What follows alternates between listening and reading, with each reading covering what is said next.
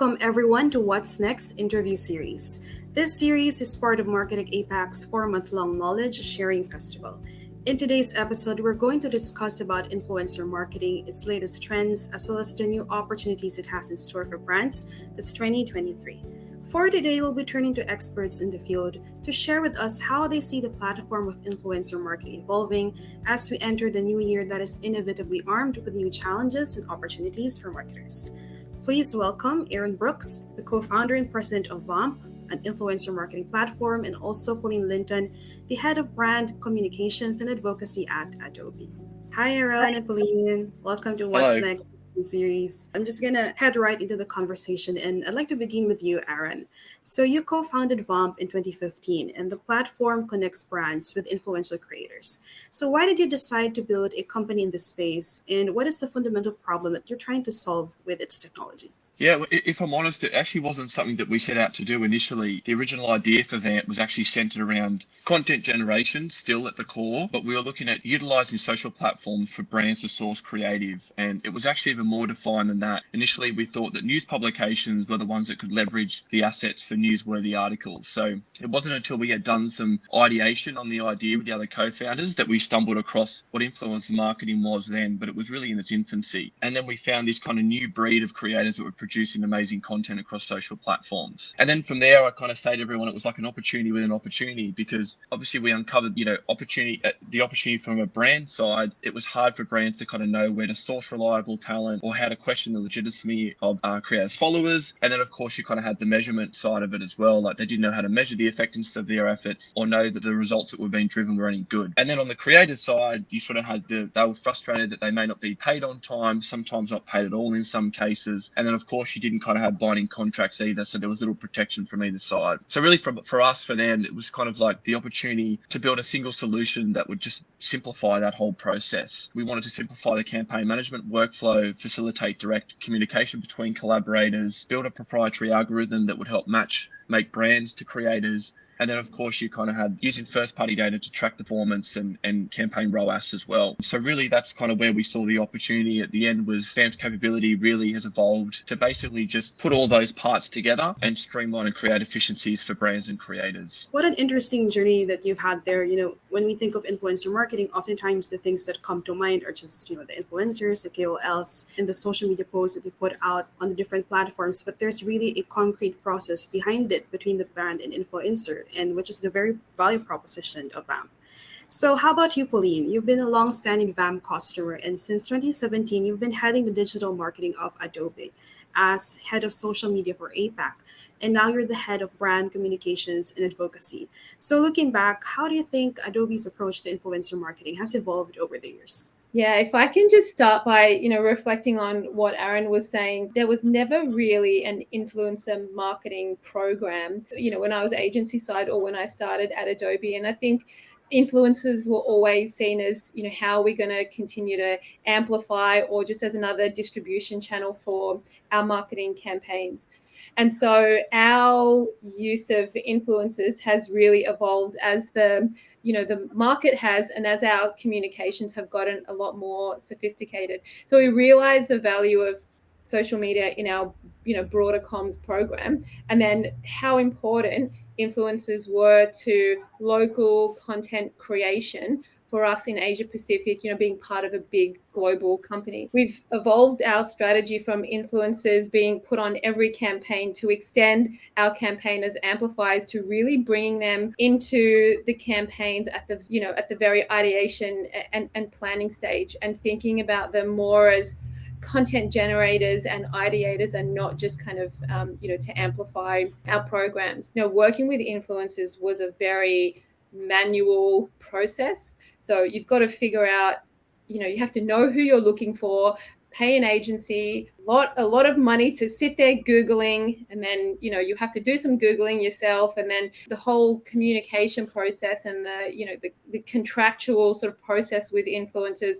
was very manual and very archaic. They didn't, there was no real sort of solid regulation in the industry. There weren't any tools, like Vamp solving all of these problems that we were having. So our evolution has sort of happened internally in terms of how we think about using influencers, but also how we actually use influencers in our campaigns. Their content generation that they are able to support us with has changed the way we think about how we work with other agency partners, how we bring to life our local execution of, sort of global campaigns, and really how we operate as a marketing team. So I think, we've worked very closely with the Vamp team to tell them what our problems are and sort of work with them to help us figure out how we're going to make our influencer program a lot more sophisticated, because that's what we really needed as a business. We used to work also on a much more sort of project basis when it comes to influencers, and now we're recognizing the value that they bring to our business on an always on basis. So we're thinking really differently about how we can maintain an always on program through Vamp and really make our influencer marketing a lot more efficient and a lot more effective. And then to the point about measurement and effectiveness, it was kind of random how we would measure, influencer marketing based on what numbers the influencer would give you, what numbers the agency's tools would pick up. And we've really worked to make sure that as much as we can, we're centralizing our influencer marketing measurement through Vamp, so we get, one source of truth when it comes to our influencer programs. So it's been a few years and a lot of evolution, and it feels like we're in a much more, dare I say, sophisticated place when it comes to our influencer marketing program, for sure. Yep, as you've said, influencer marketing used to be seen as a vanity, and now it's really become a legitimate part of brands' marketing campaigns. As you've said before, it's kind of all over the place. And this is what we're going to discuss further later on as we go to the conversation on how influencer marketing is becoming more concrete and how the process is becoming more realized with influencer marketing platforms like Vamp. Yeah, so we're off to a great start and really getting the best of both perspectives here, from the industry enabler and also from a top brand. So I'd like to move on and dive deeper on how you're seeing the growth of influencer marketing as we move forward from here. So, Aaron, what are some of the key things that you think brands should consider when activating influencer marketing strategies? So they're obviously pretty practical kind of things, really, and it's sort of a message that we probably say to a lot of the brands a lot of the time, right? Like, I guess the foundation for it really is kind of like starting with your objectives initially. Define why you want to work with creators. Think about the outcomes that are important to you, just to make sure that you get what you want out of the working relationship. So that's really important. Second of all, and this is, something that we preach and have preached a lot, even from the early days, which is obviously just treat them like experts.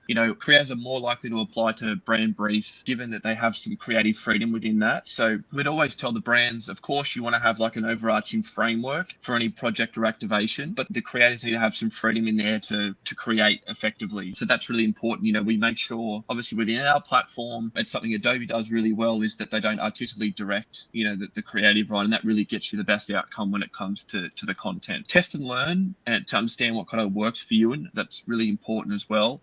So, obviously finding the right creators that are important, finding the right format and the right channels, get the best results. The other thing that we always tell the brands too is test and learn, obviously from a creative perspective, but also on the media side as well, to drive the performance element that the brands want. You're making sure that you're backing that up, the organic side, with a media component. So as I said, you can drive the performance element, and it means that you can also test the creative too that's working best within a media campaign.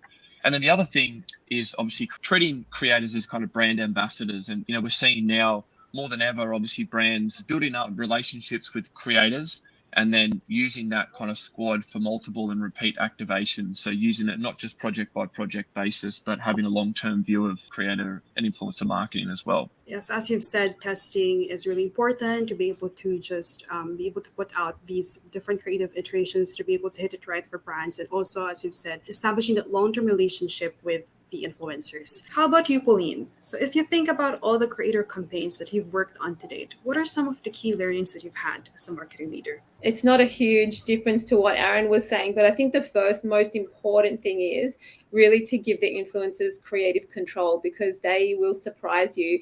And, we started off as being really protective with our brand, and then we realized that actually influencers had better ideas than we did. So we've learned to relinquish that creative control and not try to sort of art direct something and then tell them what we want them to make, but really give them an open brief and that creative freedom. Also to get creative with how you engage influencers. And, back to my earlier point, that we're not just looking at how big is your reach and what's your engagement rate, but what sort of content do you create? Can we bring you in to develop the key visuals for our campaign? Can we bring you in to sort of ideate with us, help us tell a story, collaborate with another influencer rather than just, can you make this and push it out to your audience? The paid element is a really important one as well, because for us, that means that yes, it's important to look at reach of influencers, but also it allows us to identify emerging influencers that are creating really beautiful things that may not have the reach, and just put some media dollars behind it, be able to be really strategic about how we target that content and how we make the influencer content a bigger part of the marketing campaign, and not just rely on them to be the organic amplifiers of our campaigns, but really thinking about how we hero and showcase their work. So they're sort of, influencer specific lessons. But one of the, we also learned some really important lessons in terms of how we start to think about influencer campaigns internally, and being really clear upfront about, what are our objectives between sort of communications and marketing and performance marketing. What do we want the influencer content to do, and how do we brief the influencers to understand exactly what their role is? Is it a brand brief? Are we trying to get them to drive traffic? Are we trying to sell something? Are we trying to promote a new product? So being really clear about what's the role that the influencer content is going to play within the campaign.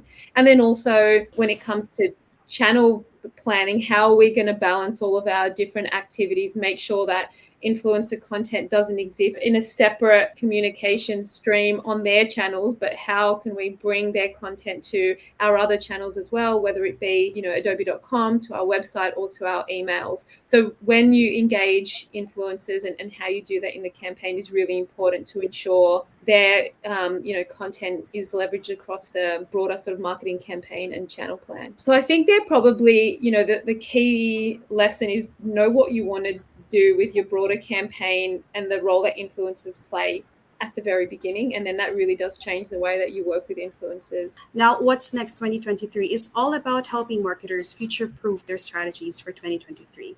And as we get closer to wrapping up this conversation, I want to know what's next for each of your brands. And at the same time, what you think we can expect in the next phase of influencer marketing. So I think we can start with you again, Aaron. And directionally, where do you think influencer marketing is heading, and how will Vamp respond to these challenges?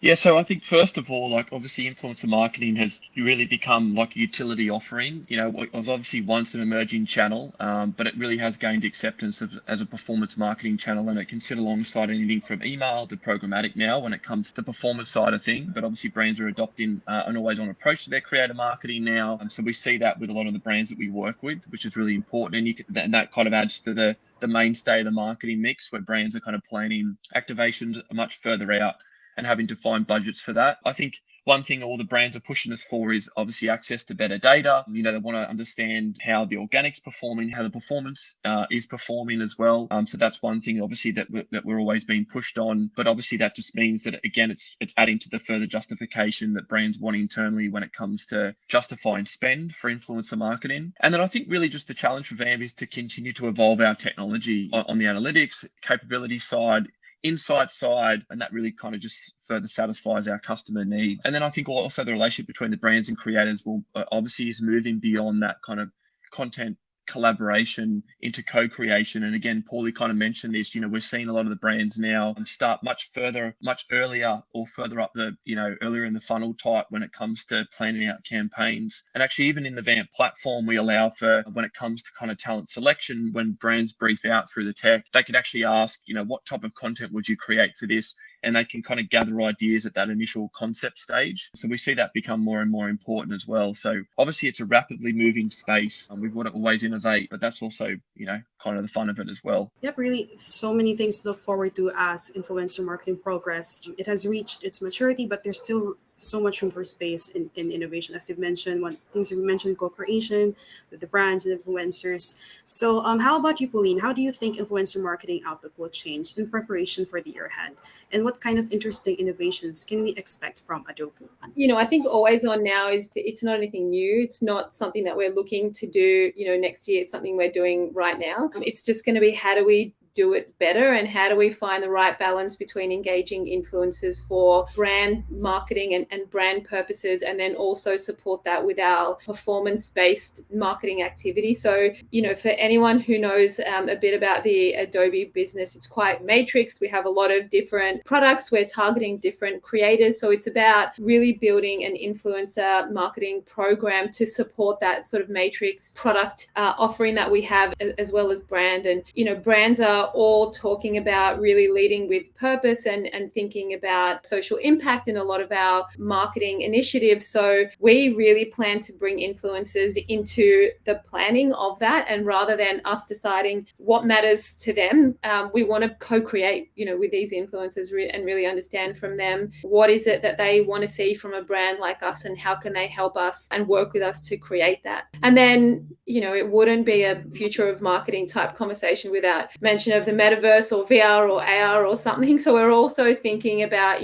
what's the kind of mixed mediums or mixed realities, and how do we collaborate differently with influencers. And, there's a nice balance between, well, I hope we can find it, the metaverse and real life, and how we engage influencers to support any kind of immersive strategies with more, location-based local activity. So maybe that's a bit of a flavor of some things that we're thinking about, but just being really consistent with how we continue to work with influencers and the Vamp team around, measurement consistency. And the team are really good at giving us insights that help us think about how we engage influencers differently, but also insights around what content is resonating, how do we need to adapt our message. So we're thinking about, the insights that we get from influencers really shaping the way we approach 2023. So it's, there's a lot of exciting stuff to look forward to, both from an operational perspective and how we work with the influencers, and also hopefully something immersive and a fun collaboration of some sort. There are some similar themes that you've mentioned along with Aaron, and of course you've mentioned the metaverse. So this is definitely what we're looking forward to as more brands enter the metaverse and see more of the fusion of these two come to life. Thank you so much, Aaron and Pauline. Thank you so much for insights. We've really learned a lot about influencer marketing and how we're going to move forward from here into 2023. Thank you. Thanks for having us.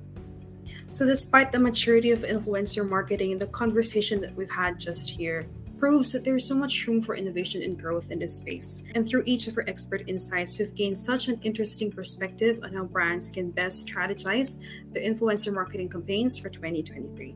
So stay tuned as we bring in marketing leaders to share about future-proofing marketing strategies through the What's Next interview series. Join our growing community and follow us on our social media channels. This has been China, and until the next conversation.